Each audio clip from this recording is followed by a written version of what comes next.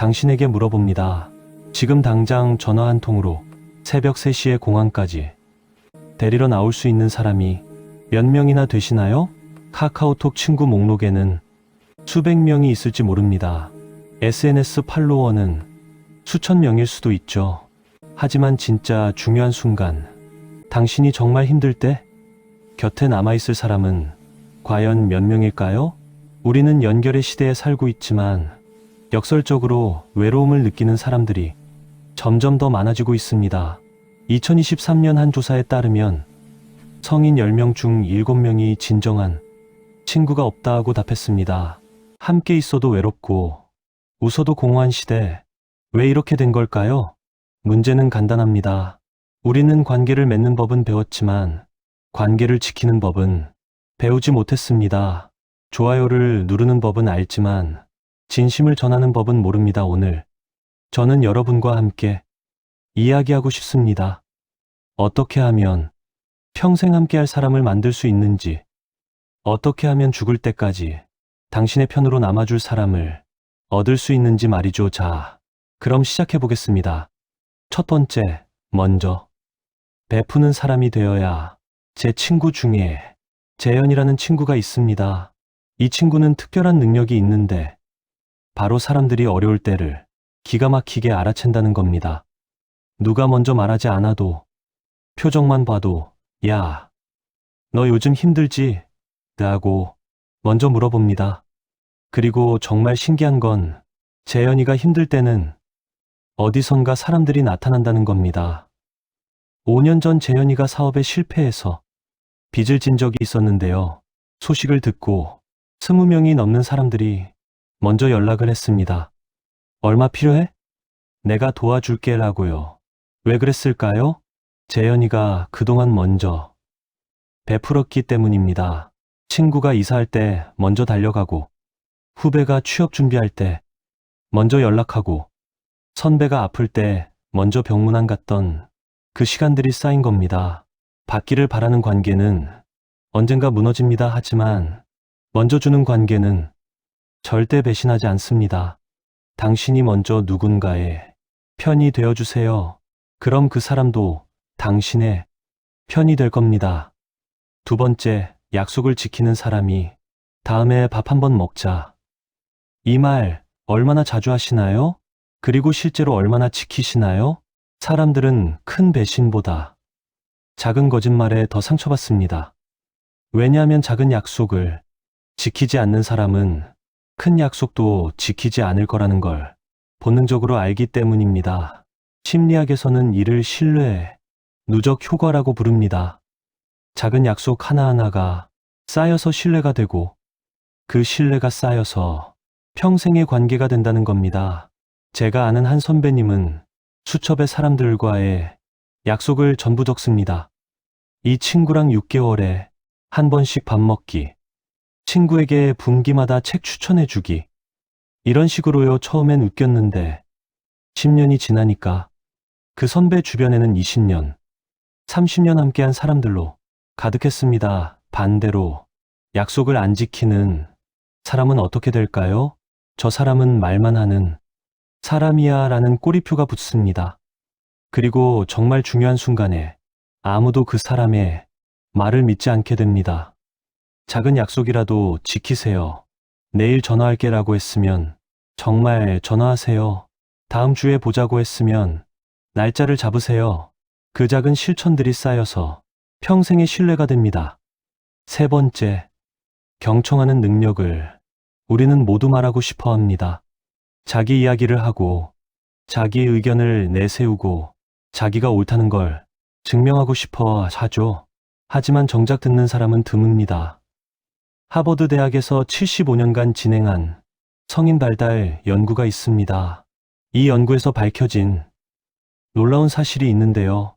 행복한 사람들의 공통점이 뭐였을까요? 돈도 아니고 명예도 아니고 바로 자기 이야기를 들어주는 사람이 있다는 거였습니다. 생각해보세요. 당신이 힘들 때 누군가 진심으로 당신의 이야기를 들어준 경험이 있나요? 조언하려 들지 않고, 판단하지 않고, 그냥 응 그래서? 라고 물어봐 주는 사람. 그런 사람을 절대 잊을 수 없습니다. 반대로 생각해보죠. 당신이 이야기하는데 계속 휴대폰만 보는 사람. 당신 말이 끝나기도 전에 아, 나도 그런 적 있어 라며 자기 이야기를 시작하는 사람. 그런 사람과 다시 깊은 이야기를 나누고 싶으신가요? 경청은 기술이 아니라 마음입니다. 상대방의 이야기가 정말 궁금해야 합니다. 그 사람의 감정에 진심으로 공감해야 합니다. 눈을 맞추고 고개를 끄덕이고 적절한 질문을 던지세요. 그래서 내 기분이 어땠어? 그때 정말 힘들었겠다. 그 다음엔 어떻게 됐어? 이런 간단한 질문 하나가 상대방에게는 큰 위로가 됩니다. 진짜 내 편은 당신의 이야기를 들어주는 사람이 아닙니다. 당신이 이야기를 들어준 사람이 당신의 진짜 내 편이 됩니다. 네 번째, 뒤에서도 같은 말을 하는 사람이 야, 너도 알지만 얘기 안 해야 돼. 사실 민수가 이런 말로 시작하는 대화 들어본 적 있으시죠? 우리 사회에는 이상한 문화가 있습니다. 앞에서는 웃으면서 형님, 정말 존경합니다라고 하다가 뒤돌아서면 아, 진짜 꼴도 보기 싫어라고 말하는 사람들 말이죠.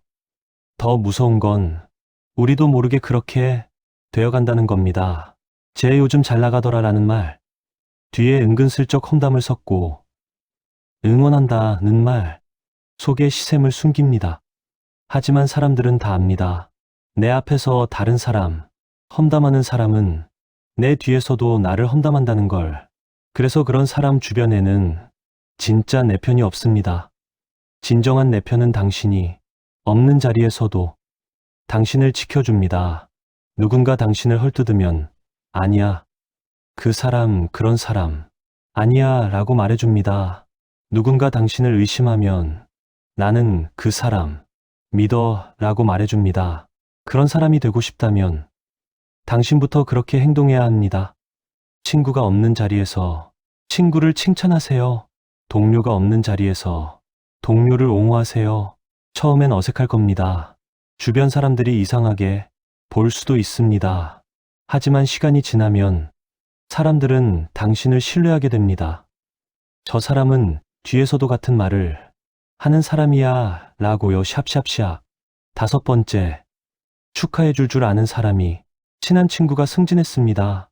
당신의 첫 반응은 뭔가요? 축하해. 정말 잘 됐다. 인가요? 아니면 좋겠다. 난 언제 승진하지 인가요?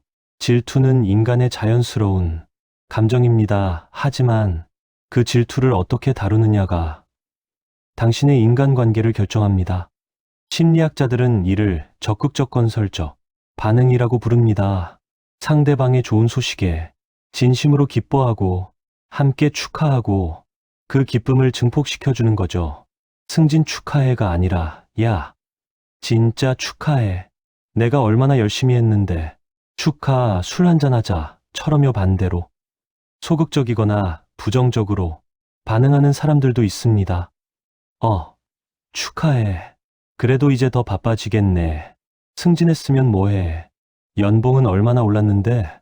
이런 식으로요. 이런 반응을 계속 받은 사람은 어떻게 될까요? 더 이상 당신에게 좋은 소식을 나누지 않습니다. 기쁨을 함께할 수 없는 사람은 슬픔도 함께할 수 없으니까요. 진짜 내 편은 내가 잘 될 때 더 기뻐해주는 사람입니다. 그리고 그런 사람이 되려면 당신부터 다른 사람의 성공을 진심으로 축하해야 합니다. 질투가 느껴진다면 그 감정을 인정하세요. 나도 잘하고 싶은데 라는 자신의 욕구를 인정하는 겁니다. 하지만 그 질투를 상대방에게 표현하지는 마세요. 대신 나도 저렇게 되려면 뭘 해야 할까를 생각하세요. 친구의 성공이 나의 실패가 아닙니다. 오히려 친구의 성공을 진심으로 축하할 수 있을 때 당신도 더 성장할 수 있습니다.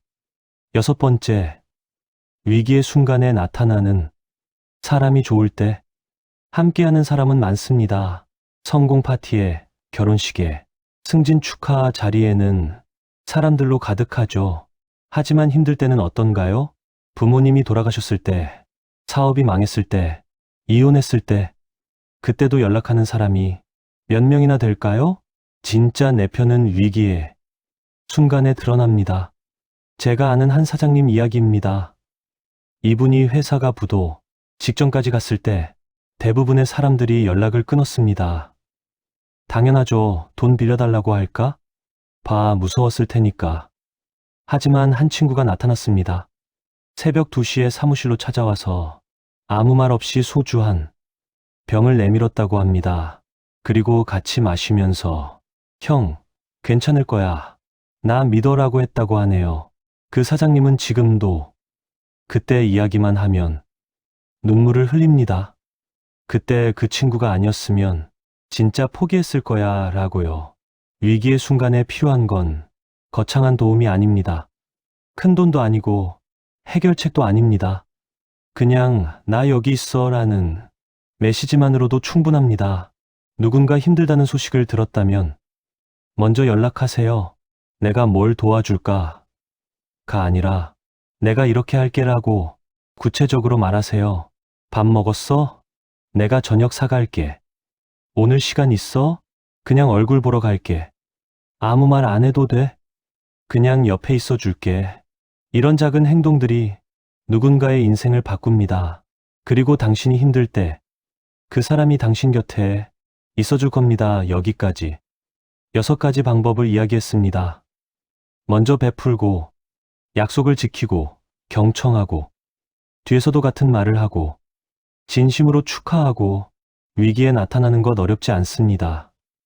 특별한 능력도 필요 없습니다. 단지 진심이 필요할 뿐입니다. 죽을 때까지 내 편으로 남을 사람을 원하신다면 당신이 먼저 그런 사람이 되어주세요. 당신이 누군가의 평생 편이 되어주면 그 사람도 당신의 평생 편이 되어줄 것입니다. 지금 이 순간 당신 곁에는 몇 명의 진짜 내 편이 있나요? 그리고 당신은 누군가의 진짜 편인가요? 오늘 이 영상을 끝내고 나서 딱 한 명만 생각해 보세요. 그 사람에게 연락하세요. 그냥 내 생각이 나서 잘 지냈냐고 물어보고 싶어서 라고요. 그 작은 실천이 쌓여서 평생 함께할 관계가 됩니다. 오늘도 당신의 곁에 있는 사람들을 소중히 여기시기 바랍니다. 그리고 당신도 누군가의 소중한 사람이 되시기를 바랍니다. 여기까지입니다. 감사합니다.